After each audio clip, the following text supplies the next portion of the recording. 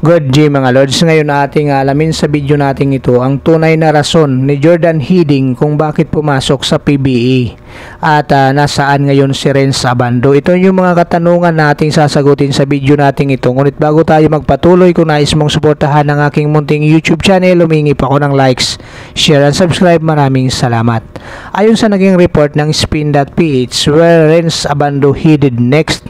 Ito ngayon mga Lods, siguro kahit ikaw napapatanong kung nasaan ngayon si Renz Abando matapos nga ito maglaro sa KBL sa kupunan ng Anyang KCG na nabigyan nga niya ng kampyonato. Dalawang kampyonato nga naibigay niya dito mga Lods sa regular season at saka sa EASL ay wala na tayong gaanong narinig dito kay Renz Abando.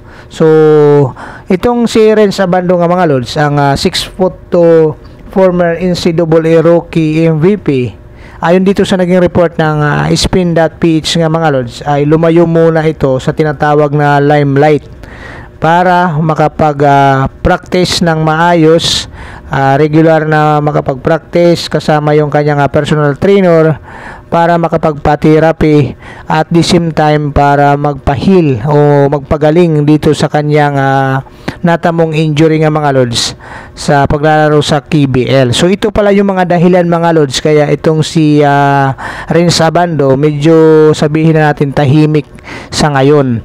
Ang huling natatandaan natin na naglaro itong si Renz Abando na panood natin ay sa Jones Cup pa nga mga Lods sa Strong Group Athletics Philippines. So dito pa natin nakita itong si Renz Abando at nakuha ngayong kampyonato ng Strong Group sa Jones Cup. So simula doon mga Lods, wala na nga tayong ganong narinig. So ito yung katanungan dito mga Lods. So anong nangyari kay Renz Abando? So yung sinasabi nga dito mga Lods na initially marami nga nag-offer dito kay Renz Abando ng mga kupunan o teams sa ibang bansa, sa Japan at saka sa Korea at maging yung kanyang dating kupunan. Pero bakit humantong dito mga Lods na wala ni isa na nakapagpapirma ng kontrata dito kay Renz Abando? So siguro nga mga Lods, sabihin na natin na hindi ito pagkakataon para kay Renz Abando na mabigyan ng kontrata. So yun ang naging dahilan dito kaya wala siyang nakuhang kontrata nga mga Lods. At sabi pa nga dito sa report, ginamit niya itong pagkakataon para bumalik yung kanyang pangangatawan, maging 100% ready na ulit siya para sa anumang team na kukuha sa kanya in the next future. At ayon dito nga sa kanyang tagapagsalita nga mga Lods na by this mid-season makakakuha ng kontrata na itong si Renz Abando.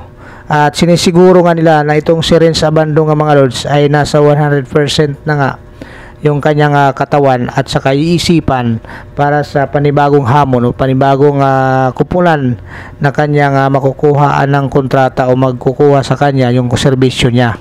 So yun pala mga Lods ang naging dahilan dito. At lastly, sana nga mabigyan muli itong si Renz Abando na pagkakataon makapaglaro sa anumang kupunan overseas. Ngayon mga Lods, puntahan naman natin itong report ng Spin.ph, yung katanungan kung bakit itong si Jordan Hiddink ay nakapaglaro na sa PBA dito sa kupunan ng Converge FiberXs o maglalaro na.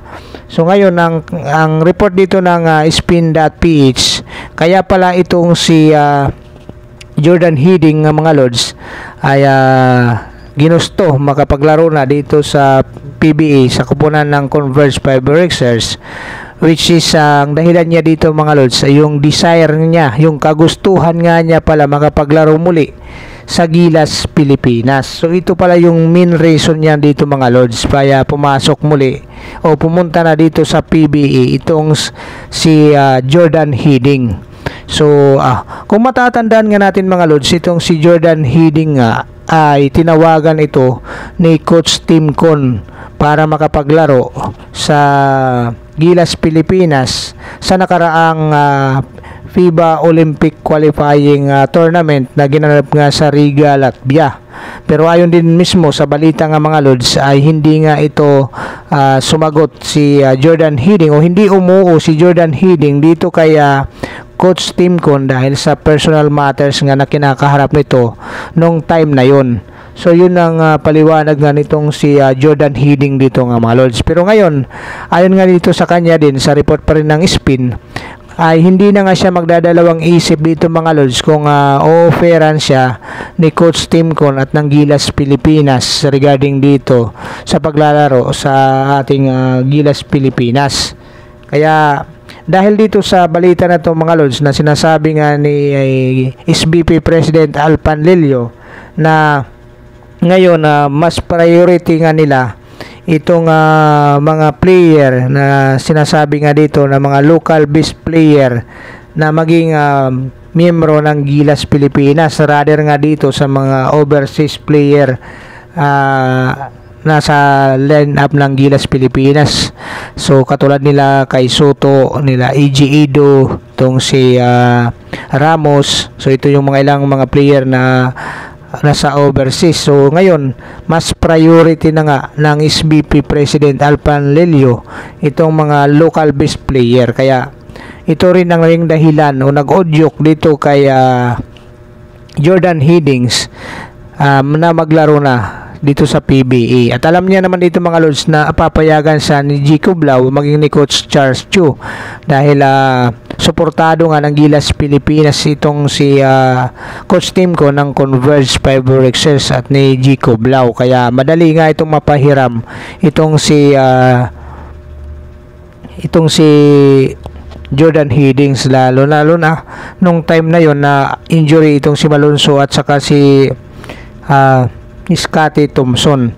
So yun ang sinasabi nga nitong si Jordan Hiddink na nangihinayang siya sa pagkakataon na yon na makapaglaro muli para sa Gilas Pilipinas. Pero sa ngayon na nga maaga pa nagpahiwatig na nga itong si Jordan Hiddink nga mga lods na kung sakasakali nga o kunin yung serbisyo niya muli para makapaglaro sa Gilas Pilipinas ay hindi na nga siya magdadalawang isip na mo o dito kay Coach Timcon.